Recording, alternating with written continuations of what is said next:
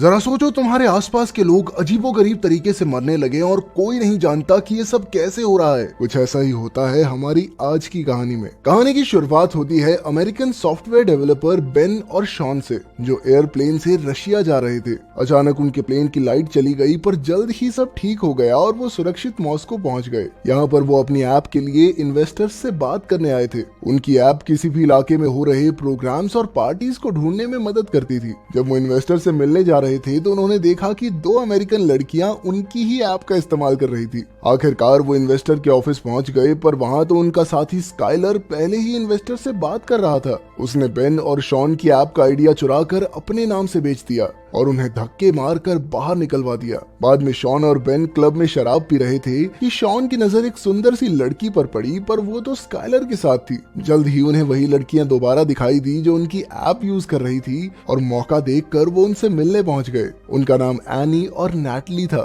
वो चारों मिलकर पार्टी करने लगी कि अचानक क्लब की लाइट चली गई और सबके फोन बंद हो गए। शहर के लोग बाहर सड़कों पर आ गए और उन्होंने आसमान में पीले रंग का धुआं देखा। अचानक वो चमकने लगा और जल्द ही पीली रोशनी की छोटी छोटी बॉल्स जमीन की तरफ बढ़ने लगी। एक बॉल शॉन के ग्रुप के पास आ गई और सभी डरकर पीछे हट गए। ये रोशनी अब बिल्कुल थोड़ी थोड़ी दिखाई दे रही थी। एक पुलिस वाले ने अपने डंडे से उसे छुआ, पर अचानक रोशनी ने उसे खींचकर भस्म कर दिया। चारों ओर हाहाकार मच गया और जल्द ही कई रोशनी वाली बॉल्स ने सैकड़ों लोगों की जान ले ली। शॉन का ग्रुप और कई लोग दौड़कर क्लब में घुस गए, पर उस रोशनी ने सभी खिड़कियां तोड़ डाली। असल में ये रोशनी नहीं बल्कि अजीबोगरीब जीव थे जिन्हें इंसानों को छोड़कर सब कुछ ग्रे दिखाई देता था। जल्द ही वो रोशनी सबको खींचकर भस्म करने लगी, पर अचानक किसी ने शराब में आग लगाकर बोतल उसकी ओर फेंकी और वो जीव पीछे हट गया। जल्द ही स्काइलर भी क्लब में घुस गया और फिर शॉन का ग्रुप छिपते हुए स्टोर रूम में पहुंचा। बाहर वो रोशनी बेरहमी से लोगों की जानें ले रही थी। अचानक कोई दरवाजा पीटने लगा तो नैटली ने देखा कि ये स्काइलर था। उसने स्काइलर को अंदर आने दिया और सभी कई घंटों तक अंदर ही छुपे रहे। यहाँ काफी खाना मौजूद था, जिस वजह से उन्हें कोई दिक्कत नहीं आई, मगर जल्द ही चिंता के मारे उनके बीच बहस छिड़ जाती थी। अब उन्हें यहाँ छिपे हुए 5 दिन हो गए और अब खाना खत्म होने ही वाला था। पिछले 27 घंटों से बाहर से कोई आवाज नहीं आई थी, इसीलिए उन सब ने बाहर निकलकर यूएस एम्बेसी तक पहुंचने का फैसला किया। बाहर उन्होंने देखा कि हर तरफ सन्नाटा था और हर जगह गाड़ियां खड़ी थी। वो यूं ही सड़कों पर आगे बढ़ने लगे, पर तभी अचानक उन्हें एक आवाज सुनाई दी। ये एक रशियन दादी थी, पर उसकी भाषा 5 में से किसी को नहीं आती थी। आखिरकार चलते चलते वो एक पुल तक पहुंचे जिसके उस पार यूएस एम्बेसी थी, लेकिन वो पुल बीच में से टूट गया था। अब वो चलते फिरते नदी को पार करने का रास्ता ढूंढने लगे। अचानक उन्हें रेड स्क्वायर पर एक पुलिस की गाड़ी दिखाई दी तो स्काइलर और दोनों लड़कियां पास ही में छुप गए,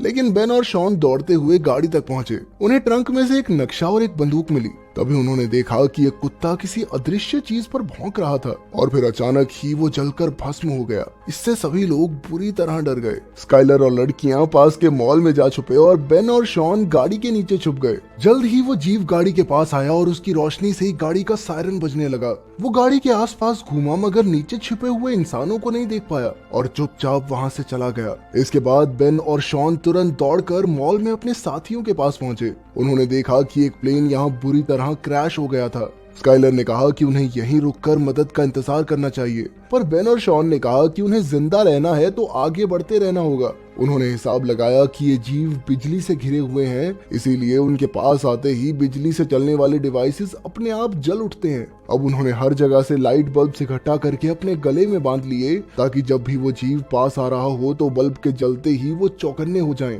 इधर शॉन ने देखा कि बाहर के बल्ब जलने लगे थे, यानी वो जीव पास ही था, पर वो डर के मारे कुछ कर नहीं सका, वहीं जम गया। मगर वो रोशनी उसके पास से यूं ही गुजर गई। जब वो जीव दुकान में घुसा तो नैटली भागी नहीं, शॉन ने उसे खींचकर वहीं जम जाने को कहा। एक बार फिर से वो चीज उन्हें बिना कुछ कहे पास से गुजर गई। तब शॉन को समझ आया कि वो कांच के पीछे खड़े हैं और उस जीव की बिजली की किरणें कांच के आर पार नहीं जा सकती, शायद इसीलिए वो उन्हें नहीं देख पाया। इसके बाद वो मॉल से निकलकर जैसे तैसे यूएस एम्बेसी पहुंचे, पर वो बिल्डिंग पूरी तरह बर्बाद हो चुकी थी। दरवाजे पर हजारों गोलियां बिखरी पड़ी थी। तभी स्काइलर को एक राइफल मिल गई। अब स्काइलर दरवाजे पर रखवाली के लिए रुका और बाकी सब अंदर की तलाशी लेने गए, पर वो बिल्डिंग पूरी तरह खाली थी। फिर वो कंट्रोल रूम में पहुंचे, जहां उन्हें सारे मामलों की रिपोर्ट्स मिली। इस रोशनी के हमले के 3 मिनट तक दुनिया भर में खबरें आती रही और उनके मुताबिक ज्यादातर शहरों पर कब्जा हो चुका था। और इंसानों के पास इस रोशनी का सामना करने के लिए कोई हथियार भी नहीं था। अंडरग्राउंड होने के अलावा और कोई चारा नहीं था। वहीं एक पिंजरे में एक रेडियो था और शॉन ने उसे ऑन भी किया, पर रशियन भाषा किसी को समझ नहीं आई। इसके बाद सबने देखा कि बाहर पीली रोशनी की कई बॉल्स शहर में चारों ओर तबाही मचा रही थी। पर फिर उनकी नजर स्काइलर पर पड़ी, जो यूं ही सड़क पर घूम रहा था। तो शॉन और बेन उसे बचाने के लिए दौड़े। जाने से पहले उन्होंने नक्शा और रेडियो उठा लिया। फिर जैसे ही वो स्काइलर तक पहुंचे तो गाड़ियों की लाइट्स जलने लगी, यानी वो जीव आसपास ही था।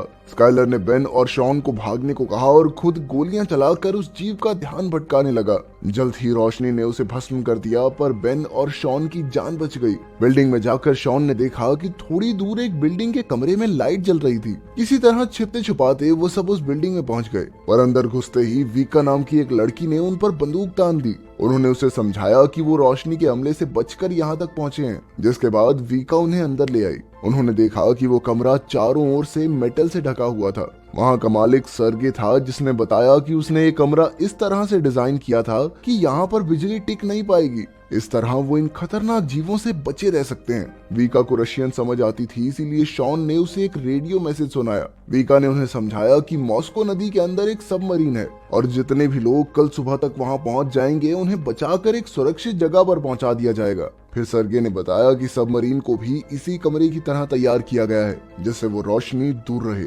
अब उन सब ने मिलकर सबमरीन तक पहुंचने का फैसला किया। सबसे पहले वीका, नैटली, एनी बिल्डिंग में से जरूरत का सामान ढूंढने निकले।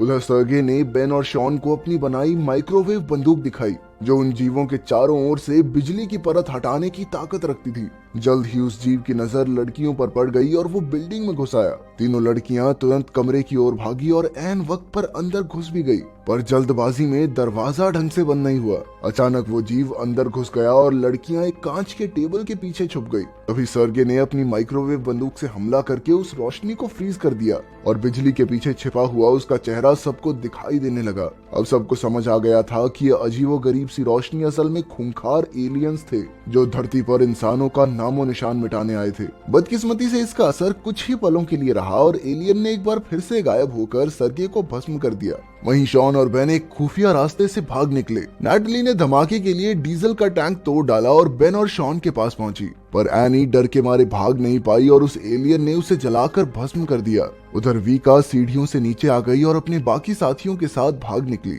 जल्द ही उनके सामने रशियन पुलिस वाले आए, जो कि मेटल से पूरी तरह ढके हुए थे और उनके पास कई हथियार भी थे।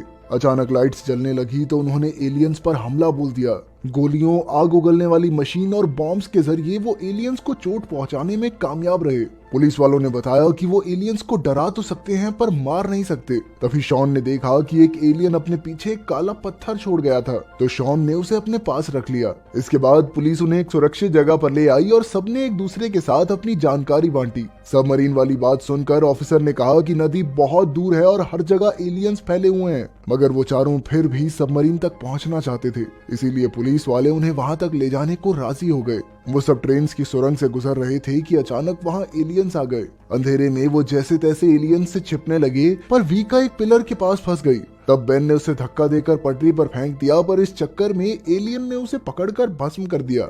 इससे शॉन को काफी गहरा सदमा लगा, पर वो जैसे तैसे सुरंग से बाहर आ ही गए। आखिरकार वो नदी तक पहुंचे, जहां एक कश्ती में बैठकर वो सबमरीन को ढूंढने लगे। अब उन सब ने अपने मरे हुए साथियों का शोक मनाया। अचानक एक पत्थर की वजह से उनकी कश्ती वहीं रुक गई और सबने बाहर आकर देखा कि तेज रोशनी का बवंडर धरती से मेटल्स और कई कीमती चीजें खींच रहा था। तब उन्हें एहसास हुआ कि एलियंस धरती से मिनरल्स चुराने आए हैं। तभी उनकी नजर सबमरीन पर पड़ी, पर अचानक उनके सामने वाली बिल्डिंग तहस नहस होकर उनके ऊपर गिरने लगी। इससे वो सभी पानी में गिर गए, पर अंत में शॉन, वीका और एक ऑफिसर तैरकर सबमरीन तक पहुंच गए। शॉन ने देखा कि नैटली अब भी गायब थी। उसने जैसे तैसे सबमरीन के कैप्टन को नैटली के लिए थोड़ा इंतजार करने के लिए मना लिया और खुद पुलिस वालों के साथ नैटली को ढूंढने निकल पड़ा। चलते चलते उन्होंने अपने फोन्स पटरियों के पास फेंक दिए ताकि एलियंस के आने पर उन्हें पता चल जाए। कुछ ही पलों में फोन बजने लगे, पर ऐन वक्त पर शॉन नीचे गिर पड़ा, मगर उसने माइक्रोवेव बंदूक से एलियन को हवा में ही फ्रीज कर दिया। तभी पुलिस वालों ने उस पर सीधा धमाका करके उसे मार डाला। आखिरकार ये साबित हो गया कि एलियंस बिजली को अपनी ढाल बनाकर रखते थे और उस माइक्रोवेव बंदूक से बिजली खत्म करके एलियंस का खात्मा करना मुमकिन था। तभी नैटली को उनकी आवाज सुनाई दी। वो एक बस में छिपी हुई थी और अब शॉन उसे बचाने गया और पुलिस वालों ने जमीन पर पानी फेंक दिया ताकि माइक्रोवेव बंदूक का असर बढ़ सके। अब एलियंस पानी के पास जाने से डर रहे थे और अचानक वीका ने वहां आकर आग के धमाके कर दिए। पुलिस वालों ने माइक्रोवेव बंदूक चलाई तो पता चला कि वहां 3 एलियंस थे। आखिरकार जबरदस्त हमले करके उन्होंने एलियंस को खत्म कर दिया। उधर शॉन नैटली तक पहुंचा तो अचानक बस चलने लगी और पता चला कि बस में एक एलियन मौजूद था। शॉन ने उस पर बंदूक चलाई पर अचानक निशाना चूक गया। एलियन नैटली की टांग खींचने लगा तो शॉन ने माइक्रोवेव बंदूक से उसकी बिजली की ताकत कम कर दी। अब एलियन वहीं फ्रीज हो गया। तभी शॉन ने काला पत्थर निकालकर सीधा एलियन पर दे मारा। जबरदस्त धमाके में एलियन मारा गया और बस भी रुक गई। आखिरकार सब वापस सबमरीन पर पहुंचे पर पुलिस वालों ने वहीं रुककर अपने देशवासियों की रक्षा करने का फैसला किया। जल्द ही सबमरीन निकल पड़ी और नैटली ने अपनी मां का मैसेज देखा। तभी सबको रेडियो पर कुछ ग्रुप्स की खबर सुनाई दी जो मिलकर एलियंस का सामना कर रहे थे। सबमरीन में मौजूद सभी लोगों ने ऐसे ही ग्रुप्स के साथ मिलकर एलियंस के खिलाफ जंग में हिस्सा लेने का फैसला किया।